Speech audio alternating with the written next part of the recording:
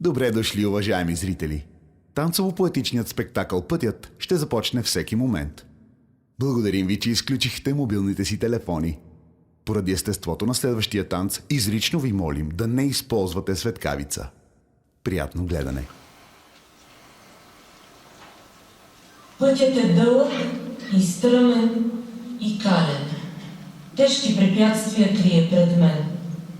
Поглед назад, тук е изстрел на хаос. Знам, ще е по-светъл идният ден.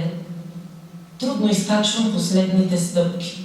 Волекарявам до сущ като мъж.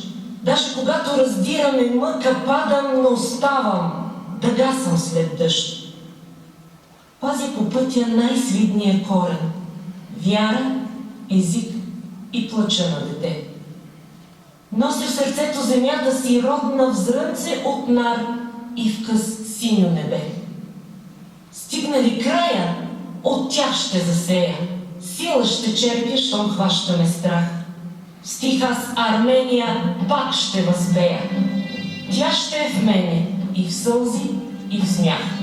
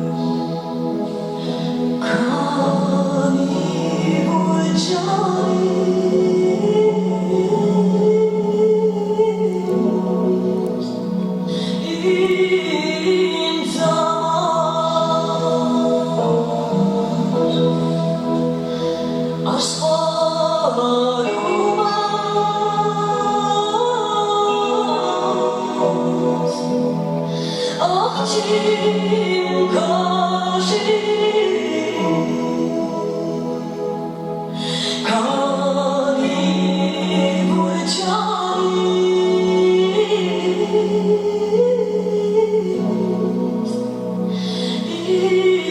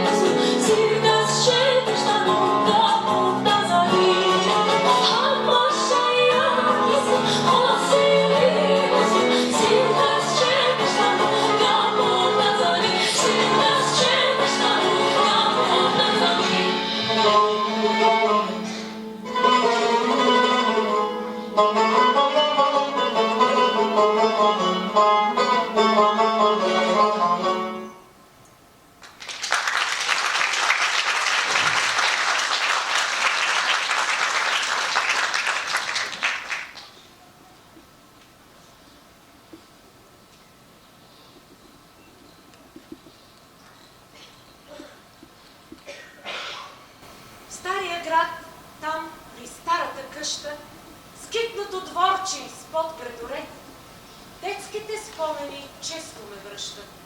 Сгушени крият се в живия плен. Тихичко стъпвам, едва и на пръсти. С трепет надниквам през двете асмити. Ето я баба, навива чевръсто моите любимите постни сърми. Чувам гласа ти как нежно нарежда притчи за древния горд наш народ. Пръв в Христос е повярвал с надежда, но и пък намерил там пристан и брод. В скрина прибрани са вехтите книги. Святото учих от тях Айд, Пен, Ким. Четох, че в плени на робски вериги бил е арменският дух несломим. Синьото виждах око на Севана, в него масив отразяваше твърд. Воплите жални ехтят от кервана, песни попиват пролятата кръв. Пак се завръщам в старата къща, в китния двор и със стар гредоред. Детството свърши. Баба е същата. Споменът нейн витае напред.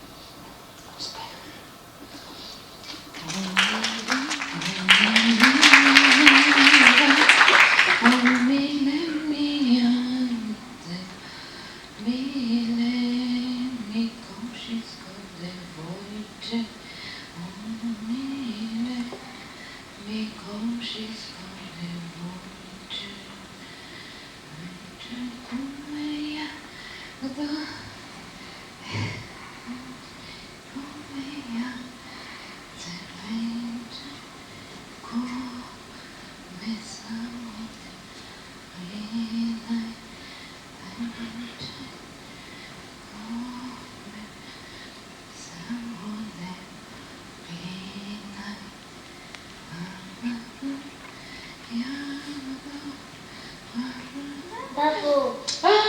Деца мои! Събудихте ли се вече? Да. Елате при мен. Сядайте, заповядайте. Навивам вашите любими постни сърмички. Ето, така се навиват. Трябва да бъдат тънки и дълги. Така ме учила на времето моята баба. Бабо, ти се ни разказваш увлекателни истории. Че- Хайде пак да ни разкажеш някоя история. Ама не притеса. Искаме да е нещо истинско. Например, когато си била дете, имала ли си приятели, играла ли си? Чедо, разбира се, и аз съм била такава като вас. С децата от село се събирахме и играехме без спир. Но ще ви издам една тайна. Най-много обичахме да танцуваме. Така като мен ли? Да,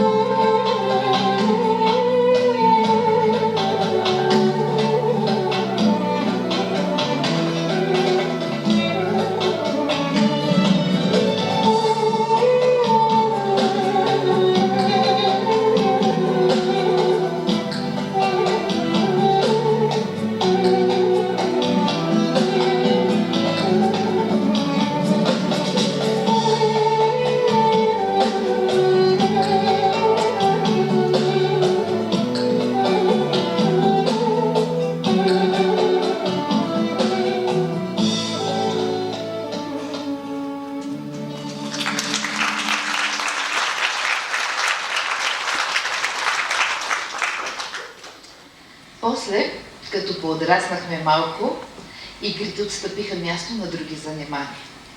Ако не бродирахме, не шиехме вкъщи, не помагахме, отивахме на реката. Там наливахме вода, пръскахме се, приказвахме си сладко-сладко и споделяхме мечтите си. Бабо, и момчета ли бродираха и ходиха на реката? Момчетата ще бродират. Те не можеха да различат играта от пирона. Те най-често пасяха козлите, овцете, кравите, но тайно идваха на реката да ни гледат, а пък ние едва сдържахме вълнението си, ако някой ни заговореше и ни закачаше. Бабо, а не си ли се влюбвала? Е,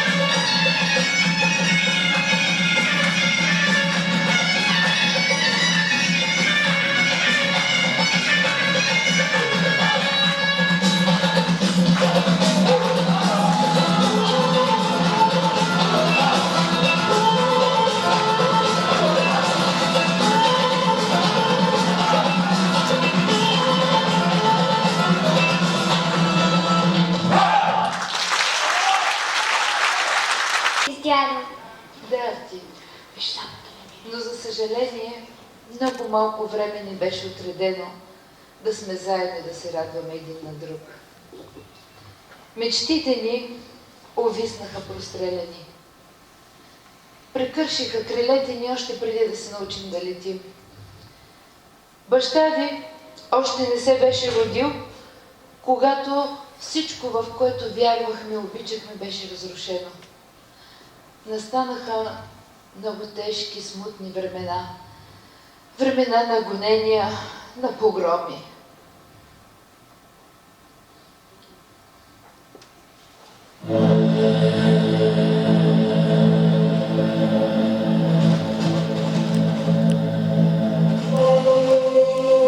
Беше пролет, а ниде цветя не цъфтяха. Само ужас се сееше, смърт и потоп. В кервана душите осъдени бяха в изгнание да гинат, без кръст и без гроб. Бе пустинята дълга, безкрайна и черна, с напукана гръд и засъхнала кръв, и към тяха застинали вопли, безмерно на изтръгнати рожби от пъпната връв. Бяха станали жертва милиони невинни, безпричинно прокудени вън от дома. Бяха голи и гладни, под номер, без име, бяха клани съсичани в свят прокълнат. Бяха много. Малцина от тях оцеляха и запазиха спомена свят и за нас. С кръвта на избитите рози засяха своя химн с реч арменска, запяха на глас. Пък е пролет и слънцето свети отгоре, ятушера вирее се в полет красив. Поколения арменци свете с диаспора, ала помним, предаваме огъня жив.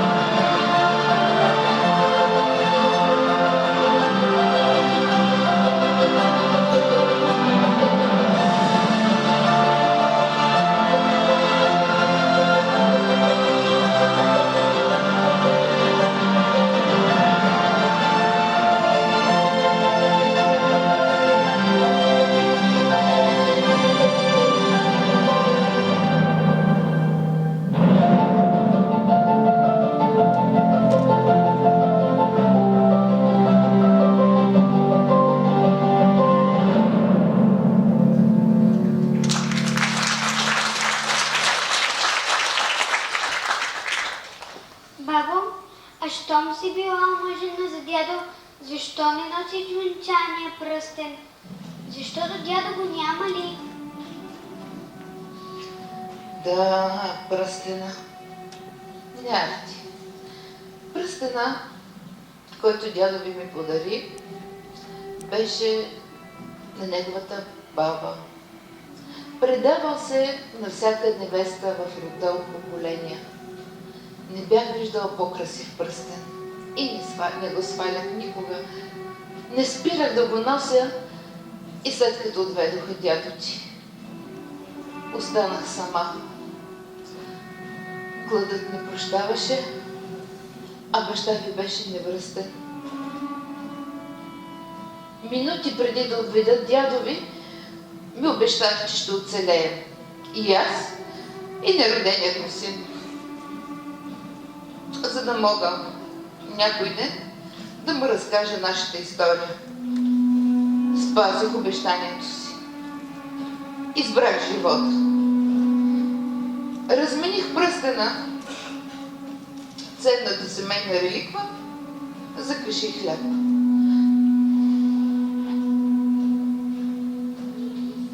Деца, знаете ли какво е това дърво? Не, бабо. Дядо ви ми даде корена му. Каза ми, че да избуи едно дърво не е важно само пръста. Важно е корена да е здрав. Корена, деца, това е духа на човека. Вярата му, потеклото му. Здрави ли са те, в каквато и почва да ги засадите, те ще прехванат. Не опазих пръстена на дядо ви, но опазих корена му. Той е част от дома ни, от земята ни, от народа ни.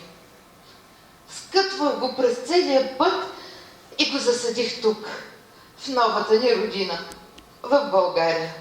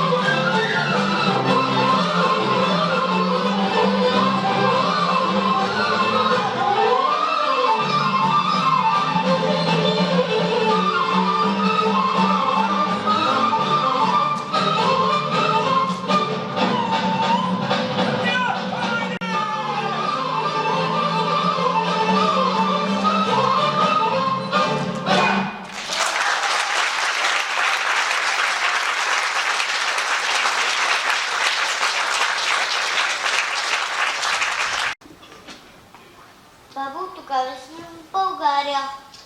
От тогава, Давид, протегнаха ни ръка, приеха ни радушно.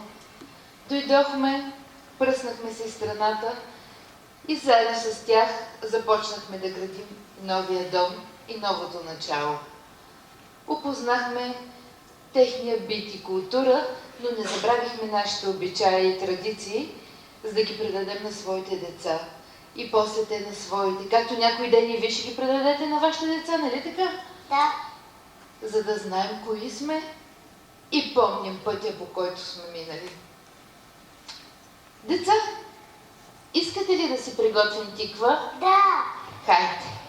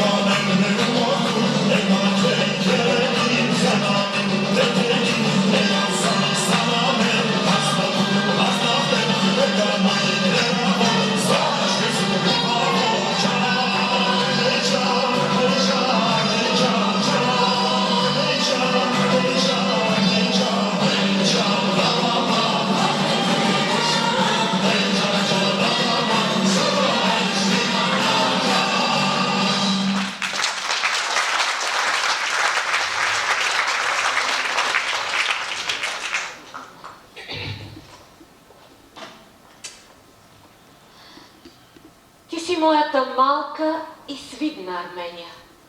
Ти се сбираш в шепа и свиваш в юмрук. И си капка от восък в априлските бдения и изплакана мъка в гласа на Дудук.